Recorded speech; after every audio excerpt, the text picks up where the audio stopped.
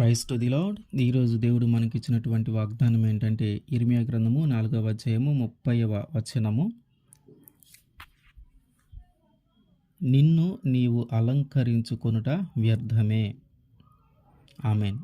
మనల్ని మనము అలంకరించుకొనుట వ్యర్థము. మనల్ని మనము అలంకరించుకోవటం వలన మనకి ఎలాంటి ఉపయోగము లేదు, అది వ్యర్థమైనది అని దేవుడు చెప్తూ ఉన్నాడు. అయితే మరి మనల్ని మనం అలంకరించుకున్నప్పుడు మనకి ఎటువంటి ఉపయోగం లేకపోతే ఎవరు అలంకరిస్తే మనకి మంచిది, ఎవరి చేత అలంకరించబడితే మనకి మంచిది, అది మనకు ఉపయోగము, అది వ్యర్థం కాకుండా ఉంటుంది. అసలు అలంకరణ అంటే ఏంటి? అలంకరణ రెండు రకాలుగా ఉంటుంది. ఒకటి క్షయమైనది, రెండు అక్షయమైనది. అయితే దీనికంటే ముందు అలంకరణ అంటే ఏంటంటే దేవుడిచ్చినటువంటి రూపాన్ని, దేవుడిచ్చినటువంటి అందాన్ని ఇంకా కొంచెము మెరుగుపరుచుకోవటానికి, ఇంకా కొంచెము ఎక్కువ అందంగా కనిపించడానికి చేసే ప్రయత్నమే అలంకరణ. దేవుడిచ్చినటువంటి రూపాన్ని, దేవుడిచ్చినటువంటి అందాన్ని ఇంకొంచెము ఎక్కువగా అందంగా కనిపించాలని చేసే ప్రయత్నమే అలంకరణ. కొంతమంది చెవులకు ధరించేవారు ఉంటారు, ముక్కుకి ధరించేవారు ఉంటారు, మెడలో ధరించేవారు ఉంటారు, వడ్డానము నడుముకు ధరించేవారు ఉంటారు, చేతులకు ధరించే వాళ్ళు ఉంటారు, కాళ్ళకు ధరించేవారు ఉంటారు. అట్లాగే ముఖము యొక్క రంగును మార్చుకోవటానికి మేకప్ వేసుకునేవారు ఉంటారు. ఇదంతా కూడా అలంకరణే. కానీ దేవుడు ఏం చెప్తున్నాడంటే ఇదంతా వ్యర్థం. అయితే అలంకరణలు ఎందుకు వ్యర్థము అని అంటున్నాడు దేవుడు. ఎందుకు వ్యర్థం అని అంటున్నాడంటే అలంకరణ రెండు రకాలుగా ఉంది. ఒకటి క్షయమైనది, రెండు అక్షయమైనది. క్షయమైనది అంటే వెలుపలి అలంకరణ, బాహ్య అలంకరణ. అక్షయమైనది అంటే లోపలి అలంకరణ, ఆత్మీయ అలంకరణ. అయితే క్షయమైనది లేదా వెలుపలి అలంకరణ లేదా బాహ్య అలంకరణ అనేది శరీరాన్ని బట్టి ఆధారపడి ఉంటుంది. అయితే లోపలి అలంకరణ ఎట్లా ఉంటుందంటే గుణాన్ని బట్టి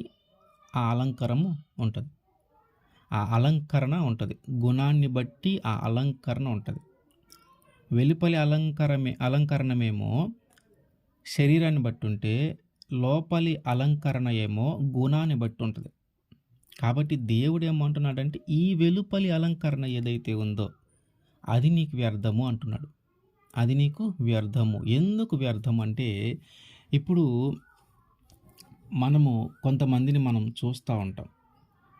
వారు బాగా ధనము కలిగిన వారైనా, ఒకవేళ వాళ్ళు బాగా ధనం కలిగిన వారైతే వారు ఒంటి నిండా బంగారం పెట్టుకొని వారు ధరించే దుస్తులు చాలా బ్రాండెడ్, చాలా విలువ కలిగినటువంటి దుస్తులు ధరించిన, ఒంటి నిండా బంగారం పెట్టుకొని ఉన్న వారి ముఖంలో కళ అంటే దాని గురించి మాట్లాడదాం మళ్ళీ. వారి ముఖంలో కళ అనేది లేకపోతే వారు అందంగా కనిపించరు. ఆ ముఖంలో కళ ఎప్పుడు వస్తుందంటే వారు సంతోషంగా ఉన్నప్పుడు. వారు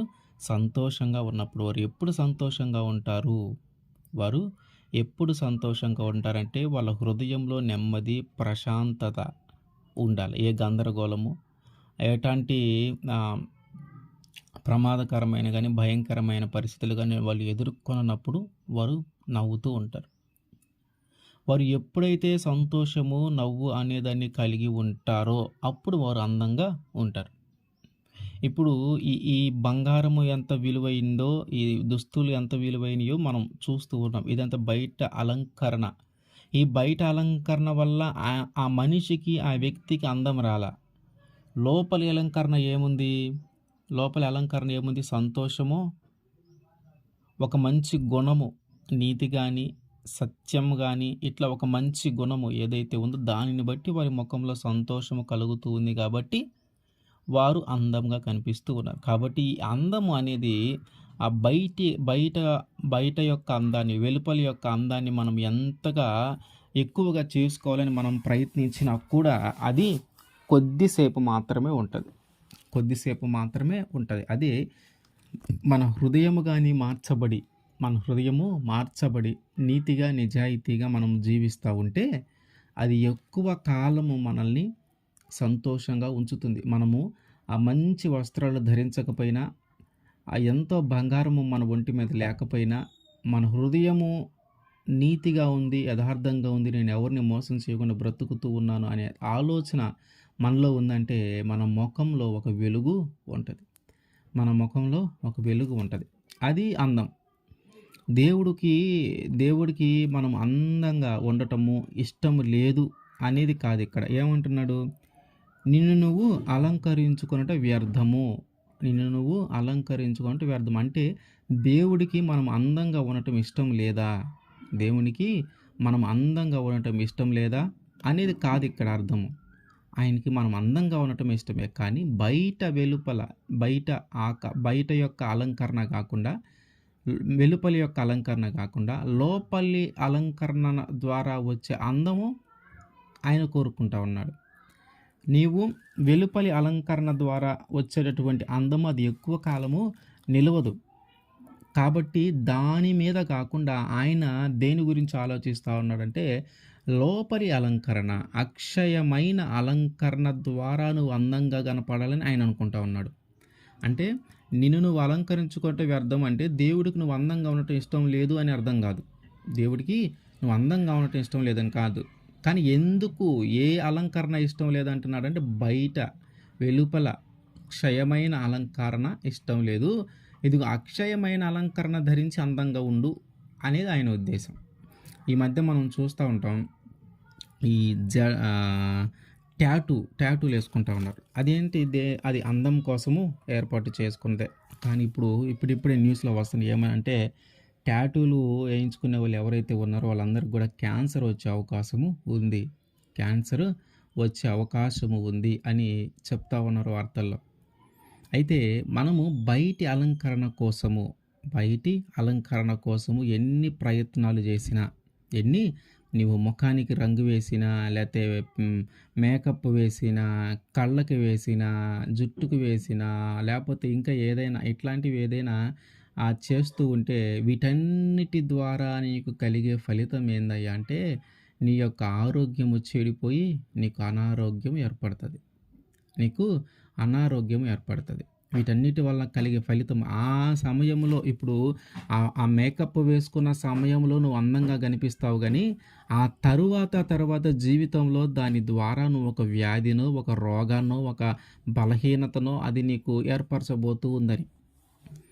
ఏర్పరచబోతూ ఉంది. కాబట్టి ఈ మేకప్ పైన అందంగా కనపడాలని మనం ఎంత తాపత్రయపడినా వాటి వల్ల మనకి కలిగే ఫలితము ఆరోగ్యము కాదు, అనారోగ్యమే. మనం న్యూస్లో మనం చాలాసార్లు చూసాం. పెద్ద పెద్ద హీరోయిన్లు కానీ, సెలబ్రిటీస్ కానీ వాళ్ళు ఏం చేస్తూ ఉన్నారంటే వారు మరింత అందంగా కనపడాలని వారు కొన్ని సర్జరీలు, కొన్ని ఆపరేషన్స్ చేయించుకుంటూ ఉన్నారు ముఖానికి. కొన్నిసార్లు అవి వికటించి మరణించిన వాళ్ళు చాలామంది ఉన్నారు. అందంగా కనపడాలని వారు ఆ సర్జరీలు కానీ, ఆ ఇంజక్షన్లు కానీ చేయించుకునేటప్పుడు కొన్నిసార్లు అవి వికటించి అందవిహీనంగా మారిన వాళ్ళు ఉన్నారు. మనం అప్పుడప్పుడు చూస్తూనే ఉంటాం వాళ్ళని. కాబట్టి దేవుడు ఏమంటున్నాడంటే వీటి కోసం నువ్వు ఇంత ప్రయాసపడమాకు, ఇంత ధనాన్ని వెచ్చించమాకు, ఇంత సమయాన్ని వెచ్చించమాకు. ఇవేవి నీకు శాశ్వతమైనవి కావు, ఇవి నీకు తాత్కాలికమైనవే. నువ్వు ఎంత మేకప్ వేసుకున్నా సరే సాయంత్రానికి నీ మేకప్ అంతా పోయి దేవుడు ఏ రూపంలో ఏ రంగులో అయితే నిన్ను సృష్టించాడో అదే రంగులో సాయంత్రానికి నువ్వు ఇంట్లో ఉంటావు. నువ్వు ఎంత ఖరీదైన వస్త్రాలు ధరించుకున్నా ఆ ఖరీదైన వస్త్రాలను బట్టి నీకు వస్తున్నటువంటి ఆ అందము, ఆ సౌందర్యము లేదా ఆ గొప్పతనము ఇదిగో సాయంత్రానికి నువ్వు ఆ బట్టలు తీసివేసి వేరే బట్టలు ధరించుకోగానే అదంతా పోతుంది. మళ్ళీ అప్పటిలాగే దేవుడు నిన్ను ఏ రూపాన, ఏ రంగులో సృష్టించాడో నువ్వు అదే రంగులో ఉంటావు, అదే రూపంలో ఉంటావు. ఇవన్నీ ఏందంటే ఆ కొంచెం సేపు మనల్ని కొంచెం అందంగా మారుస్తా ఉంటాయి. కొంచెం సేపు అవి మనల్ని అందంగా మారుస్తూ ఉంటాయి. కానీ వాటి వల్ల నువ్వు శాశ్వతంగా అందంగా మారలేవు. దేవుడు నిన్ను సృష్టించేటప్పుడే నీకొక రూపురేఖలిచ్చాడు. నీ శరీరానికి ఒక రంగిచ్చాడు. అదే ఉత్తమమైనది. నువ్వు దాని మీద ఎన్ని ప్రయోగాలు చేసినా అవన్నీ పోయి చివరికి దేవుడిచ్చిన రంగే మిగిలిద్ది. చివరికి నీ శరీరం యొక్క రంగు దేవుడు ఏదైతే ఏర్పాటు చేసాడో ఆ రంగే మిగిలిద్ది. కాదు నేను దానిని మార్చుకుంటాను, దాని మీద ప్రయోగాలు చేస్తారంటే ఇదిగో ఆ ఆరోగ్యాన్ని పోగొట్టుకొని ఏదో ఒక రోగము, ఏదో ఒక వ్యాధి కలుగు చేసుకోవడమే కానీ దానివల్ల నీకు ఒక తాత్కాలికమైన ఉపయోగమే జరుగుతుంది కానీ శాశ్వతమైన ఉపయోగం నీకు జరగదు. అందము వికటించి మరణించిన వాళ్ళు, అందము వికటించి అందవిహీనంగా మారిన వాళ్ళు చాలామందిని మనం చూసాం. కాబట్టి ఆ బాహ్య అలంకరణ దాని మీద మనం అంత ధ్యాస పెట్టవలసిన అవసరము లేదు. బాహ్య అలంకరణ మీద మనం అంత ధ్యాస పెట్టవలసిన అవసరం లేదు. నువ్వు ఎంత బ్రాండెడ్ దుస్తులు ధరించు, ఎంత బంగారము ధరించు, ఆ బంగారము వల్ల కానీ, ఆ బ్రాండెడ్ దుస్తుల వల్ల కానీ నీకు కొంచెం అందం ఏర్పడిందంటే ఆ అందం ఎంతసేపు ఉంటుందంటే ఆ బంగారమును ధరించినంతసేపు, ఆ బ్రాండెడ్ దుస్తులు నీ ఒంటి మీద ఉన్నప్పుడు. ఎప్పుడైతే వాటిని తీసివేస్తావో తిరిగి నువ్వు ఎప్పటిలాగే కనిపిస్తావు. దేవుడు ఏ రూపానైతే నిన్ను చేసుకున్నాడో, దేవుడు ఏ రంగు అయితే నీకు ఇచ్చాడో అదే రూపంలో, అదే రంగులో నువ్వు కనిపిస్తూ ఉంటావు. కాబట్టి ఇది శాశ్వతమైనది కాదు, ఇది తాత్కాలికమైనదే. ఇది శాశ్వతమైనది కాదు, తాత్కాలికమైనదే. అందుకనే దేవుడు అంటున్నాడు, నిన్ను నువ్వు అలంకరించుకోవటం వ్యర్థము. ఎందుకంటే అది శాశ్వతమైనది కాదు, అది స్వల్పకాలమైనది. దానివల్ల నీకు కలిగే ప్రయోజనము చాలా తక్కువ సమయం ఉంటుంది. కానీ నువ్వు అక్షయమైన అలంకారము కానీ ధరించుకుంటే, అక్షయమైన అలంకారము కానీ నువ్వు ధరించుకుంటే అది నీకు శాశ్వతంగా ఒక అందంగా మారుతుంది. మరి అది దేనిని బట్టి ఏర్పడుతుంది అంటే అది నీ యొక్క గుణాన్ని బట్టి ఏర్పడుతుంది. అది నీ యొక్క గుణాన్ని బట్టి ఏర్పడుతుంది. ఈ క్షయమైన బాహ్య వెలుపలి అలంకారము దేని ద్వారా ఏర్పడుతుంది? శరీరాన్ని బట్టి మనం ఏర్పాటు చేసుకుంటాం. కానీ లోపలి అలంకారము, అక్షయమైన అలంకారము, ఆత్మీయ అలంకారము ఎట్లా ఏర్పడుతుందంటే గుణాన్ని బట్టి ఏర్పడుతుంది. 1 పేతురు 3వ అధ్యాయము 3, 4 జడలు అల్లుకొనుటయు, బంగారు నగలు పెట్టుకొనుటయు, వస్త్రములు ధరించుకొనుటయు, వెలుపటి అలంకారము మీకు అలంకారముగా ఉండక. జడలు అల్లుకోవటం, బంగారు నగలు పెట్టుకోవటం, వస్త్రాలు ధరించుకోవటం, ఇవన్నీ కూడా వెలుపలి అలంకారం అంట. దేవుడు ఏమంటున్నాడు? ఇలాంటి అలంకారము మీకు అలంకారముగా ఉండవద్దు. జడలు అల్లుకోవటంలో ఏం తప్పు ఉంది అని మనం అనుకోవచ్చు. కానీ ఇప్పుడు ఉన్న పరిస్థితిలో, ఇప్పుడు ఉన్న ట్రెండ్లో ఈ జడలు లేదా ఈ జుట్టుని ఎన్ని రకాలుగా మారుస్తూ ఉన్నారంటే, ఎన్ని రకాలుగా ఆ జడలు వేస్తూ ఉన్నారంటే అన్ని రకాలుగా వేస్తూ ఉన్నారు. అంటే ఆ జడల వల్ల కూడా మనిషికి అందము కలిగేలాగా, ఆ జడల వల్ల కూడా మనిషి యొక్క రూపు మారేలాగా, వారి యొక్క మనం వారిని చూసినప్పుడు వారి మీద మనకు ఒక ఫీలింగ్ కలిగేలాగా ఈ జడలు వేస్తూ ఉన్నారు. బంగారు నగలు పెట్టుకుంటూ ఉన్నారు. వస్త్రాల కోసం ఎంతెంత డబ్బులు ఖర్చు పెట్టే వాళ్ళు ఉన్నారంటే అంతంత డబ్బులు ఖర్చు పెట్టే వాళ్ళు ఉన్నారు. వీటన్నిటి వల్ల నీకు కలిగే ఉపయోగం ఏంటంటే ఆ వస్త్రము నీ ఒంటి మీద ఉన్నప్పుడే దానికి నీకు విలువ. ఇంకో విషయం మనం గ్రహించాలి. నువ్వు ఎంత బంగారము ధరించినా, ఎంత బ్రాండెడ్ వస్తువులు ధరించినా, ఎంత మంచి జడలు వేసుకున్నా కూడా నీ హృదయంలో దుఃఖం ఉందనుకో, అవన్నీ ధరించినా సరే నువ్వు అందంగా కనిపించవు. నువ్వు మంచి జడలు, మంచి హెయిర్ స్టైల్ ఉపయోగించిన, బంగారం పైనుంచి కింద దాకా బంగారం దిగేసుకున్నా, మంచి బ్రాండెడ్ దుస్తులు ధరించుకున్నా కూడా అందంగా ఏం కనిపించవు. మరి ఎప్పుడు అందంగా కనిపిస్తావు అంటే నీ హృదయము సంతోషంగా ఉన్నప్పుడు.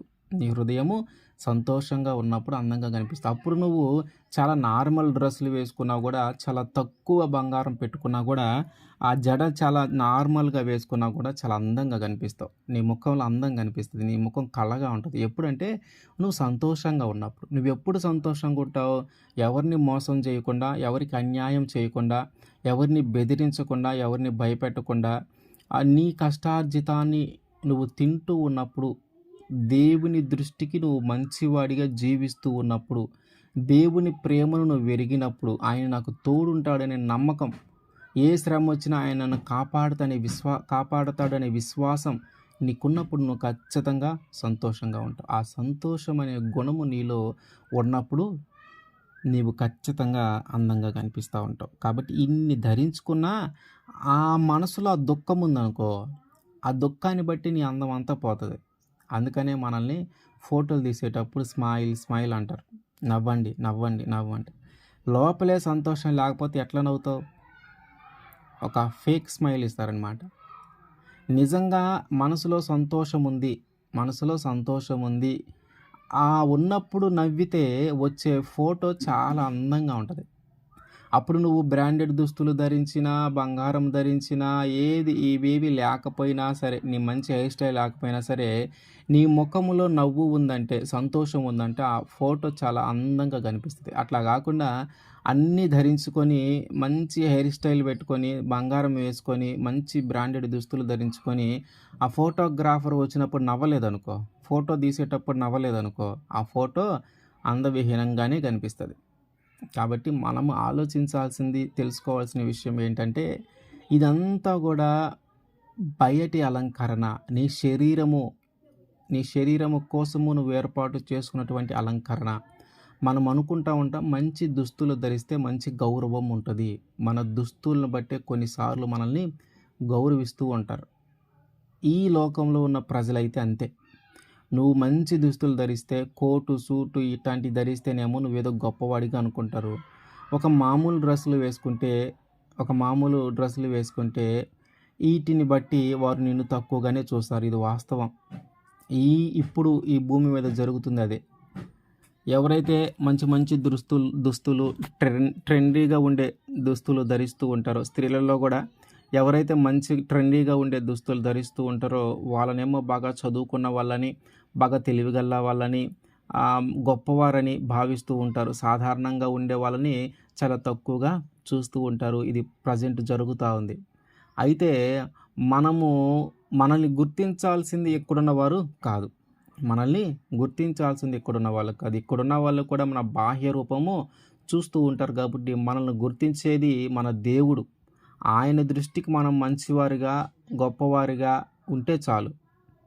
ఆయన ఏం చూస్తాడు? మన హృదయము చూస్తాడు. మన యొక్క తలంపులు, మన యొక్క ఆలోచనలు చూస్తాడు. అందుకనే మనము ఈ మనుషుల దగ్గర మనం గొప్పవారిగా అనిపించుకోవటానికి, ఈ మనుషుల దగ్గర మనం మంచివారిగా అనిపించుకోవటానికి, మన యొక్క శారీరక పరమైన, బాహ్య సంబంధమైన అందాన్ని మెరుగుపరుచుకోవటానికి మనం ఎన్నో ప్రయత్నాలు చేస్తూ ఉన్నాం. కానీ అదంతా వ్యర్థము.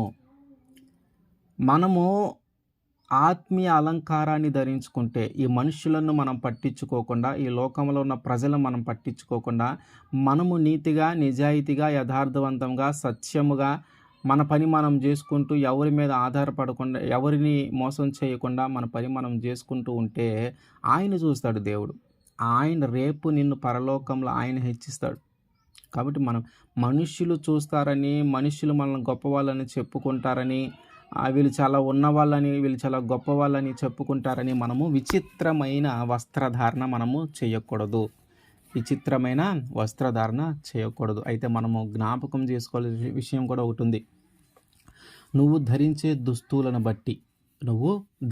దుస్తులను బట్టి నీ వలన ఎవరైనా పాపంలో పడిపోతూ ఉన్నారేమో అనే విషయం మనం గ్రహించాలి. మనం ఎలాంటి దుస్తులు ధరిస్తూ ఉన్నాం? మన దుస్తులు మన శరీరాన్ని అంతా కప్పుతా ఉన్నాయా లేవా? ఒకవేళ మనము ధరించే దుస్తులను బట్టి ఎవరైనా మోహపు చూపులో పడిపోయే అవకాశం ఉందా? ఒక క్రైస్తవ స్త్రీలుగా ఉన్నటువంటి మనము, ఒక క్రైస్తవ పురుషులుగా ఉన్నటువంటి మనము ధరించే దుస్తులను ఒకసారి మనము ఆలోచించాలి. మన ద్వారా ఎవరైనా ఒకవేళ మోహపు చూపులో పడిపోతూ ఉన్నారేమో, ఇదిగో ఆ పాపం మనకు కూడా అంటుకుంటుంది. ఆ పాపము మనకు కూడా అంటుకుంటుంది. మనం అలా ఉన్నాం, మనం అలా వాళ్ళని ప్రేరేపిస్తూ ఉన్నాం. ఆ పాపం మనకు కూడా అంటుకుంటుంది. మనం ఆలోచించాల్సినవి ఉన్నాయి. కాబట్టి దేవుడేమంటున్నాడంటే, ఇదిగో మనుషుల మెప్పు కోసము, మనుషులు నన్ను ఘనపరచాలని, మనుషులు నన్ను గొప్పవాడిగా చెప్పుకోవాలని, ఇదిగో నువ్వు బయట అలంకారము, వెలుపలి అలంకారము, నీ శరీరానికి సంబంధించిన అలంకారం అంతా చేసుకుంటూ వెళుతూ ఉన్నావు. అయితే అది వ్యర్థమైనది.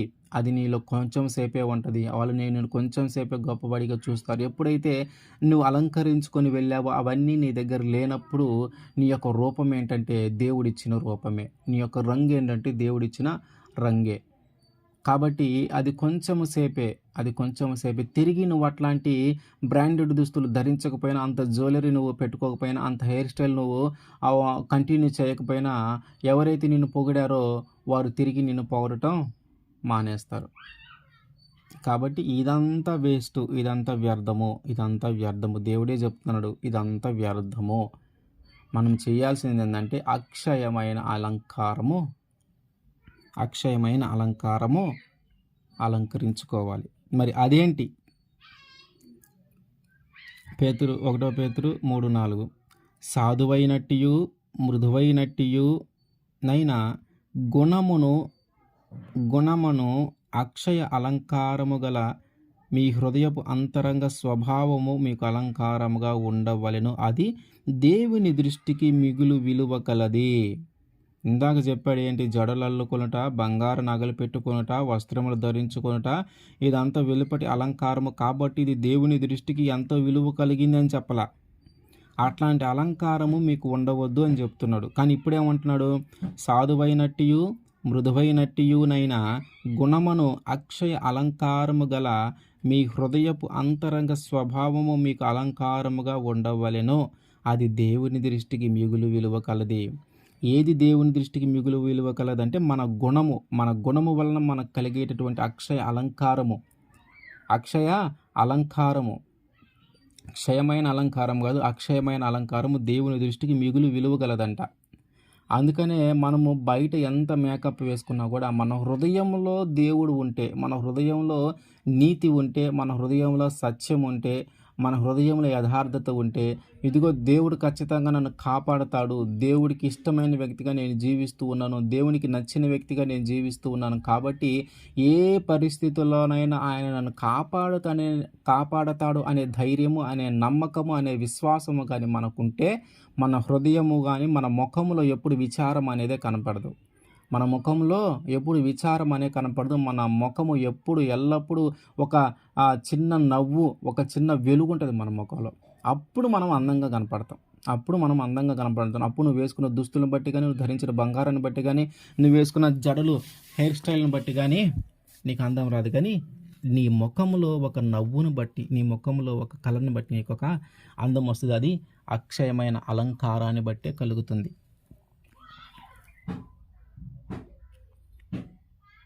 దేవుడు ఇజ్రాయేలీల ప్రజల్ని ఐగుప్తులో నుంచి తీసుకొని రావటానికి ఒక రోజు ముందు, ఐగుప్తు ప్రజల్ని తీసుకొని రావటానికి ముందు రోజు ఏం చెప్తాడంటే, ఇదిగో మీ దగ్గర ఎంత బంగారం ఉందో ఆ బంగారముతో పాటు మీ చుట్టుపక్కల ఉన్న వాళ్ళ దగ్గరికి వెళ్ళి వాళ్ళ బంగారం కూడా అడిగి తీసుకోనండి. ఏమని అడుగుతారంటే, ఇదిగో మా దేవుణ్ణి మేము పూజించటానికి పలానా చోటకి వెళ్తూ ఉన్నాము, తిరిగి మళ్ళీ మేము వస్తాము, అప్పుడు మీ బంగారం మీకు ఇస్తామని చెప్పి తీసుకోండి అని చెప్పి తీసుకోమంటే, ఇజ్రాయేలీ ప్రజలందరూ కూడా ఆ చుట్టుపక్కల వాళ్ళతో పాటు సన్నిహితంగా ఉండే వాళ్ళందరి దగ్గర ఆ బంగారము తీసుకున్న తర్వాత ఐగుప్తు దేశంలో నుంచి బయలుదేరారు.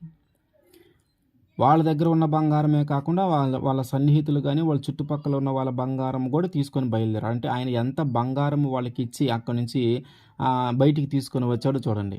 అయితే వీళ్ళు ఏం చేశారు?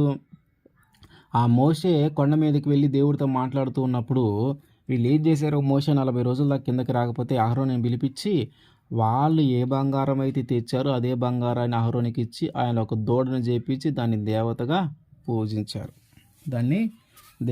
పూజించి, ఇదిగో ఐగుప్తు దేశం నుంచి మమ్మల్ని ఇక్కడికి రప్పించింది ఈ దేవతే అని చెప్పి దాన్ని పూజిస్తూ ఉన్నారు.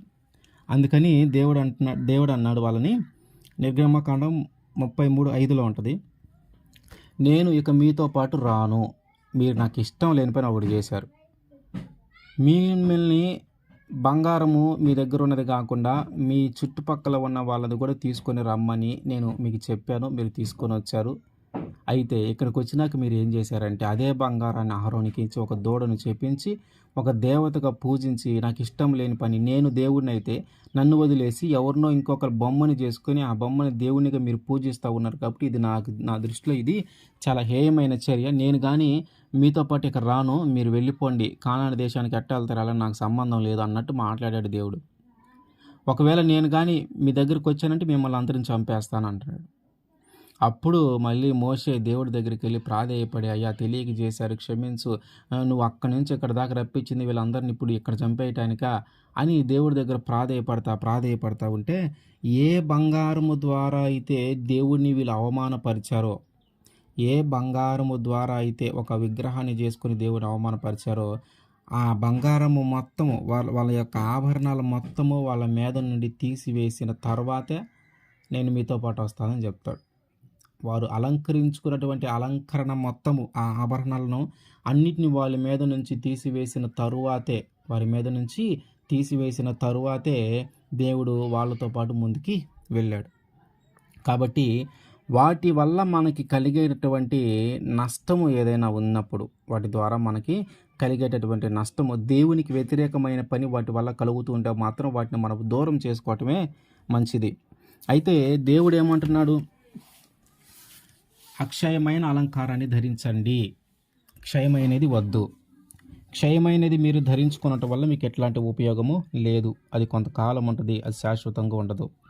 కాబట్టి క్షయమైన అలంకారము మీరు ధరించుకోనండి, అక్షయమైన అలంకారము మీరు ధరించుకోనండి. ఎఫ్ఎస్సి 6:11లో చెప్తాడు ఇది ఎట్లాంటిది, అక్షయమైన అలంకారము ఎట్లాంటిది, అందులో ఏమున్నాయి అనేది ఎఫ్ఎస్సి 6:11-16.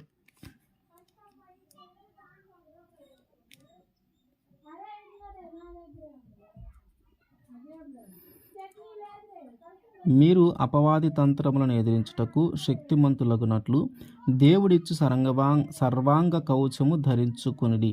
ఎలయనగా మనము పోరాడునది శరీరులతో కాదు గాని ప్రధానులతోనూ అధికారులతోనూ ప్రస్తుత అంధకార సంబంధులగు లోకనాథులతోనూ ఆకాశ మండలమందున్న దురాత్మల సమూహములతోనూ పోరాడుచున్నాము. అందుచేతను మీరు ఆపద్దినమందు వారిని ఎదిరించుటకు సమస్తమును నెరవేర్చిన వారై నిలువబడుటకు శక్తిమంతులగునట్లు దేవుడిచ్చే సర్వాంగ కవచమును ధరించుకొనిడి.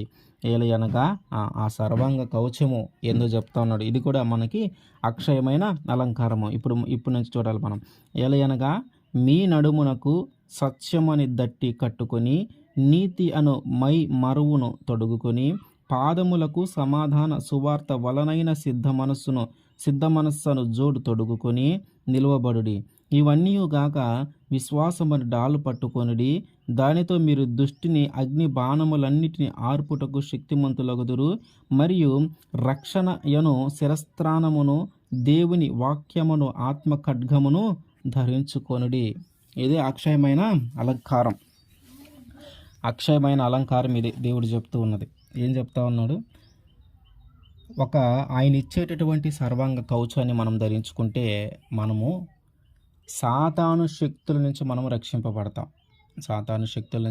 రక్షింపబడతాం. మనము పోరాడుతుంది శరీరాలతో కాదంట, అంధకార సంబంధమైన శక్తులతో. కాబట్టి మనము ఇవన్నీ ధరించుకుంటే దేవుని దృష్టికి చాలా ఇష్టమైన వ్యక్తిగా మనము ఉంటాం.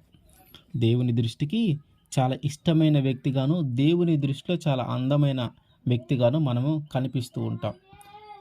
దేవుని దృష్టిలో అందమైన వ్యక్తి ఎట్లా ఉంటాడంటే, వీటిని ధరించుకున్న వ్యక్తి ఆయన అందంగా ఉంటాడు అని ఆయన భావిస్తూ ఉన్నాడు. ఏమేం చేయాలంట, మనకి నడుముకి సత్యము అనే దట్టి కట్టుకోవాలంట. మామూలుగా నడుముకి ఏం కట్టుకుంటాం, వడ్డానం కట్టుకుంటారు. ఈ వడ్డానము కట్టుకోవటానికి బదులుగా సత్యము అనే దట్టి కట్టుకోవాలంట. సత్యాన్ని మనము ఎల్లప్పుడూ సత్యముగానే మాట్లాడాలి. అబద్ధము మాట్లాడకుండా నిజమే మాట్లాడుతూ ఉండాలి. ఇవాళ చెప్పిన మాట రేపు చెప్పినా కూడా ఒకటే అయి ఉండాలి. మనము మాట తప్పకూడదు. మనము యథార్థవంతంగా జీవించాలి. ఇట్లా మనం ఎప్పుడైతే సత్యాన్ని ఫాలో అవుతామో, నిజాన్ని ఫాలో అవుతామో, మన నోటి మాట అసత్యముగా రాకుండా, అబద్ధము చెప్పకుండా మనము ఉంటామో, అప్పుడు ఈ నడుముకి వడ్డానము కట్టుకుంటే ఎంత అందంగా కనిపిస్తామో, ఇదిగో దానికంటే ఎక్కువ అందంగా మనము కనిపిస్తాం. ఏం కట్టుకుంటే? సత్యము అనే దట్టి. అట్లాగే మనము ధరించేటటువంటి దుస్తులు నీతి అను మై వరపు తొడుక్కొని, ఇట్లాగే ఇదే ఇంకా 1 పేతురులో ఉంటుంది. దీన మనస్సు అనే వస్త్రము, దీన మనస్సు అనే వస్త్రము మనము ధరించుకోవాలి. దీన మనస్సు అనే వస్త్రాన్ని మనము ధరించుకుంటే ఆయన దృష్టిలో మనం అందంగా కనిపిస్తాము. సాతాను శక్తుల నుంచి మనం విడిపించబడతాము. మనుష్యులకు కూడా మన మీద ఒక జాలిని కలిగి ఉంటారు. అప్పుడు మనము అందంగా కనిపించడానికి అవకాశం ఉంది. అట్లాగే పాదాలకి ఏం కట్టమంటున్నాడు? సమాధాన సువార్త వలనైన సిద్ధ మనస్సు అను జోడి. సువార్తను వినటం వలన మన మనస్సులో కలిగేటటువంటి భావాన్ని బట్టి మన మనస్సును మనము సిద్ధము చేసుకొని ఉండటాన్ని ఒక జోడుగా భావించి ఆయన చెప్తూ, అలాంటి జోడు మనము తొడుగుకొని ఉండాలంటే ఇంకా మనము సిద్ధపడి మన మనసుని సిద్ధము చేసి, దేని వలన సిద్ధం చేస్తూ ఉన్నామంటే సువార్త వినటం వలన. సువార్త వినటం వలన మనము గ్రహించినటువంటి విషయాన్ని బట్టి, మనం ఒప్పుకోవలసిన విషయాన్ని బట్టి మన మనసుని సిద్ధపరిచి ఉంచాలి. దీనిని బట్టి కూడా మన యొక్క పాదాలకు అందం కలుగుతుంది. అట్లాగే తలకి రక్షణ అను శిరస్త్రాణము, రక్షణ అను స్థిరస్థానం. రక్షణ అంటే బాప్తీసం. మనం ఎప్పుడైతే రక్షణ పొందుకుంటామో మన యొక్క ఆత్మ రక్షింపబడుతుంది. ఇక్కడ ఏం చెప్తామనంటే శిరస్త్రాణం అంటే మనకు బాగా అర్థం కావాలంటే హెల్మెట్. మనం బండి మీద నడిపేటప్పుడు హెల్మెట్ పెట్టుకుంటాం కదా, అట్లాంటిది అనమాట శిరస్త్రాణము. తలను రక్షించేటటువంటి ఒక కవచము లాంటిది అనమాట. సో రక్షణ అనేది మన యొక్క తలను రక్షించేది, మన తలను రక్షించేది, మన తలను అందంగా మార్చేది. మన తలకు ఒక కిరీటం లాంటిది శిరస్త్రాణము. రక్షణ అనే శిరస్త్రాణము మన తలకి ఒక కిరీటం లాంటిది. ఆ కిరీటాన్ని కానీ పెట్టుకుంటే మనము చాలా అందంగా కనిపిస్తూ ఉంటాం. చేతికి దేవుని వాక్యమును ఆత్మ ఖడ్గము. మన చేతిలో ఒక ఖడ్గం ఉండాలి. అదేంటంటే దేవుని వాక్యము. ఒక ఖడ్గం ఉండాలి, అదేంటి? దేవుని వాక్యము. కానీ మన చేతులకి ఏమేమి ఉంటాయో మనకు తెలుసు. మన చేతికి టాటూలు ఉంటాయి, మన చేతికి గాజులు ఉంటాయి, మన చేతికి బ్రాండ్లు ఉంటాయి. ఇట్లాంటివి చాలా ఉన్నాయి మన చేతిలో. కానీ ఇక్కడ ఏమంటున్నాడు? వాక్యము అనే ఒక ఖడ్గాన్ని మన చేతిలో మనము ఉంచుకోవాలంటే ఇది అక్షయమైన అలంకారము. ఇది అక్షయమైన అలంకారం. ఇట్లా మనం ఎప్పుడైతే ఉంటామో దేవుని దృష్టిలో ఎల్లప్పుడూ మనం అందంగానే కనిపిస్తూ ఉంటాం. కాబట్టి మనము మనుష్యుల దృష్టిలో అందంగా ఉండటం కోసము శరీర సంబంధమైనటువంటి విషయాలలో బాహ్య సౌందర్యాన్ని మెరుగుపరుచుకునే ప్రయత్నాల్లో మనం ఉండకుండా దేవుని విషయంలో మనం అందంగా కనిపించడానికి, దేవుని విషయంలో మనం నమ్మకంగా కనిపించడానికి ఇదిగో మనము ఇట్లాంటి అక్షయమైన అలంకారాన్ని మనము కలిగి ఉండాలి. ఎస్తేరు గ్రంథము 2వ అధ్యాయము 15వ వచనం. హేగే నిర్ణయించిన అలంకారముగాక ఆమె మరేమీ కోరలేదు. ఎస్తేరును చూచిన వారందరికీ ఆమె యందు దయ పుట్టెను. ఎస్తేరు రాణి ఈ రాజకోటకి చేర్చబడినప్పుడు, అహష్వేరోషు రాజు దగ్గరికి చేర్చబడినప్పుడు ఆమె రాణిగా ఆయన ఎన్నుకోవటానికి ముందు ఏం జరిగేదంటే అక్కడ ప్రాసెస్, అక్కడికి చేర్చబడిన ఆడపిల్లలందరూ ఎవరో ఒకరిని ఆయన ఒక రాణిగా ఏర్పాటు చేసుకోవాలా. అయితే వారందరూ కూడా రాజుగారి దగ్గరికి వెళ్ళటానికి ముందు రోజు అంతఃపురము నుండి రాజు ఇంటిలోనికి వెళ్ళవలసిన సమయమందు ఆమె ఏమేమి కోరునో అది అట్టి స్త్రీకి ఇయ్యబడుట కద్దు. ఆమె ఏం చేస్తుందంట? ఫస్ట్ వాళ్ళు ఏం చేస్తారంటే అంతఃపురంలో ఉండి వారి యొక్క శరీరాన్ని, వారి యొక్క అందాన్ని పెంచుకోవటానికి రకరకాల వాళ్ళకి అవకాశాలు కల్పించి ఉంచుతారు. అయితే అదంతా అయిపోయిన తర్వాత రాజు దగ్గరికి తీసుకొని వెళ్తారు స్త్రీలని, ఒక్కొక్కరిని ఒక్కొక్కసారి. అప్పుడు ఏం చేస్తాడు? ఆ రాజు దగ్గరికి తీసుకువెళ్ళటానికి ముందు ఒకటి రాజుగారు ఓకే చేయొచ్చు. రాణిగా ఏర్పాటు చేయొచ్చు. లేదంటే మళ్ళీ నువ్వు ఇంటికి వెళ్ళిపోవాలా. కాబట్టి ఈళ్ళేం చేశారంటే, ఇదిగో రాజు దగ్గర ఎళ్ళటానికి ముందు నువ్వేదైతే కోరుకుంటావో అది మాత్రం నీకు ఖచ్చితంగా ఇస్తాడు. అది ఏదైనా కోరుకోవచ్చు. అంటే రాజు ముందు ఇంకా అందంగా ఉండటానికి. రాజు ముందు ఇప్పుడు రాజు దగ్గరికి వెళ్తుంది కాబట్టి, ఇదిగో ఇప్పటిదాకా నిర్ణయించిన ఆభరణాలే కాకుండా, ఇప్పటిదాకా నిర్ణయించిన అలంకారమే కాకుండా నువ్వు ఇంకేదైనా కోరుకోవచ్చు. లేదు ఇంటికి తీసుకొని వెళ్ళటానికి గానీ, లేతే ఇదిగో ఇంత బంగారం ఉంటే నాకు చాలు అని అనిపించుకోవటానికి గానీ, ఇట్లా ఏదైనా ఆళ్ళ ఇష్టం వచ్చిన కోరికలు వాళ్ళు కోరుకోవచ్చు. అది ఖచ్చితంగా వాళ్ళకి ఇస్తాడు అనే ఆజ్ఞ ఉందనమాట. కానీ ఏమేం చేసిందంటే ఏమీ కోరలేదంట. మామూలుగా రాజు దగ్గరికి వెళ్ళటానికి అందరికి ఎట్లాంటి అలంకరణ అయితే ఉందో అట్లాంటి అలంకరణే ఈమె వేసుకొని వెళ్ళింది. తిరిగి నాకు ఇట్లాంటిది కావాలని కానీ, నాకు ఇది కావాలని కానీ, నాకు అది కావాలని ఏమి కోరికలు కోరలా. ఇంకా అలంకారము తప్ప ఇంక వేరే అలంకారాన్నేది ఆమె కోరుకోల. ఆమె యందు చూసిన వాళ్ళకే చాలా జాలి పుట్టిందంట అక్కడున్న వాళ్ళకి.